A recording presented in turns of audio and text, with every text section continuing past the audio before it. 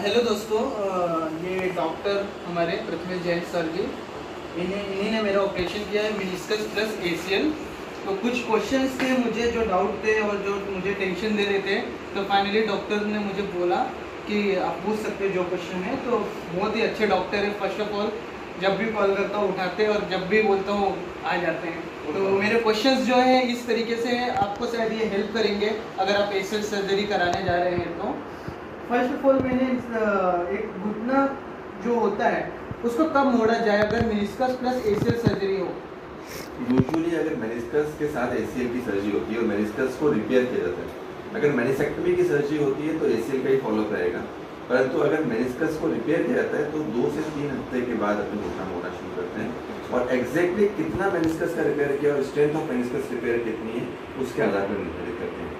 बहुत बड़ा मेनिस्कस टेयर होता है, ज़्यादा डिवाइसेस डालने पड़ते हैं, तो उनमें 3 हफ्ते तक टाइम लग सकता है। परंतु आपके पर्टिकुलर केस में हम 10 से 15 दिन में घुटना धीरे धीरे मोड़ना शुरू कर सकते हैं, जिससे आगे जाके एसीएल पे कोई अफेक्ट नहीं आएगा। कोई इफेक्ट नहीं आएगा। और जो मेनिस्कस है उसके लिए हमको घुटना बचाना होता है, तो हमको थोड़े टाइम के लिए आपको ब्रेस, ये 1 महीने के आसपास का आपको जो नी ब्रेस है वो देना रहता है। आपके केस में हमको वजन डालना जो है वो करीबन 3 हफ्ते तक निश्चित करना है और 3 हफ्ते के बाद आपको वजन डालना है। Okay sir. दूसरा सब क्वेश्चन ये था मेरा, जो आपने मेरे घुटने में बायो कंपोजिट स्क्रू डाला हुआ है और प्लस उसके साथ आपने बटन भी लगाया हुआ है नीचे साइड पे, जो मतलब घुटने के नीचे का पार्ट है, ये आपने स्मार्ट टेक्निक से यूज़ किया है। तो सर मैं ये पूछना चाहता हूँ जो बटन है वो कौन सा मतलब मटेरियल्स का बना हुआ है?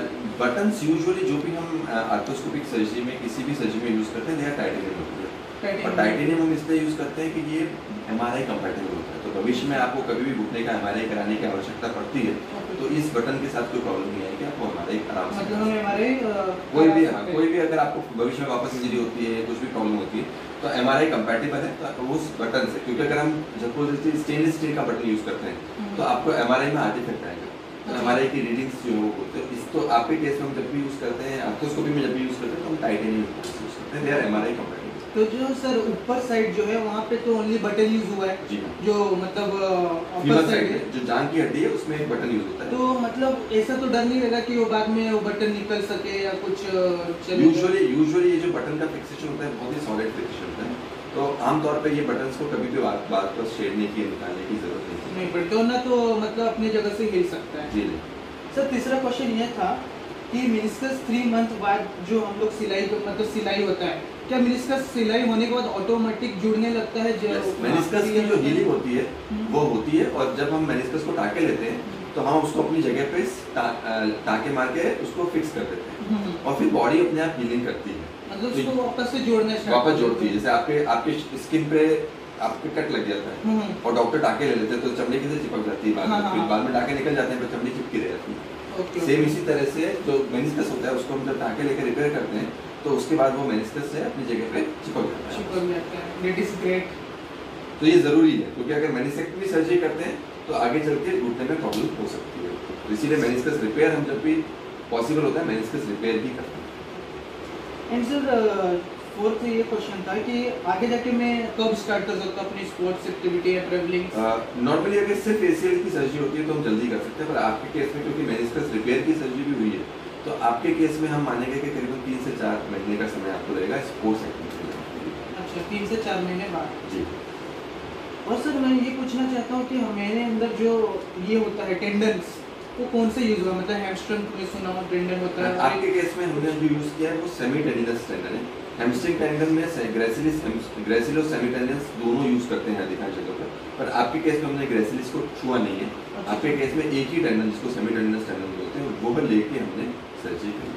और क्या सर ये जो आपने टेंडन जो ग्राफ्ट यूज किया है एसीएल के लिए जो आपने बनाया है वो भी वक्त के हिसाब से ऑटोमेटिक पूरा हीलिंग हो के पहले जैसा हो जाता है? इस प्रोसेस को लिगामेंटाइजेशन बोलते हैं।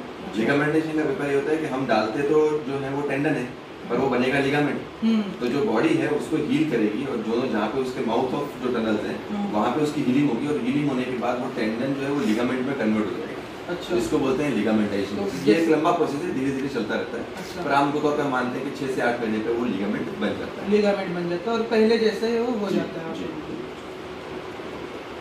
और घुटने पे सर वेट तो डाल नहीं सकते कुछ घुटने पे, क्योंकि आपकी मेनिस्कस रिपेयर हुई है। आमतौर पर जिन मरीजों का सिर्फ हम एसीएल करते हैं उनको दूसरे दिन से पूरा वजन डाल के हम खड़ा कर देते हैं, तो क्योंकि आपकी मेनिस्कस रिपेयर हुई है, इसलिए आपके केस में 3 हफ्ते हम आपको वॉकर पे और बेल्ट के साथ देंगे।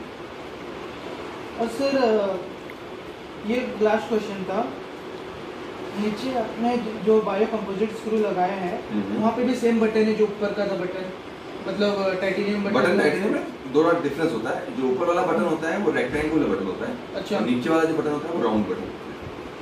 ओके सर, बस यही था, थोड़े कंफ्यूजिंग क्वेश्चन थे, आपने क्लियर कर दिया, थैंक यू सो मच। और सर अभी काफ़ी आराम भी हो गया, 3 दिन में मुझे बिल्कुल भी पेन नहीं है और मैं वॉकर के थ्रू चल भी पा रहा हूँ, तो काफ़ी अच्छा लग रहा है, thank you so much sir. जैसा कि आपने देखा, डॉक्टर प्रथमेश सर से मैंने काफ़ी कुछ क्वेश्चंस किए और उन्होंने काफ़ी अच्छे तरीके से मुझे रिप्लाई दिया, और काफ़ी कुछ समझ में मुझे आ गया कि क्या करना है क्या नहीं करना है। आपको मैं ये बता दूं कि मैं रहने के लिए मुंबई रहता हूँ, अहमदाबाद मैंने 550 किलोमीटर ट्रेवल करके यहाँ पे सर्जरी कराना आया, क्योंकि कैसा है कि मैंने बहुत सारे ऑर्थोपेडिक सर्जन्स देखे, बहुत कुछ रिसर्च किया, लेकिन जो प्रथमेश सर का इंडिया में जो नाम है वो काफ़ी अच्छा लेवल है। मैं इवन प्रथमेश सर के 2-3 जो पेशेंट थे उनको भी कॉल किया, यूट्यूब से नंबर निकाल के सब कुछ, और उनका जो रिव्यू है मेरे सामने काफ़ी अच्छा था।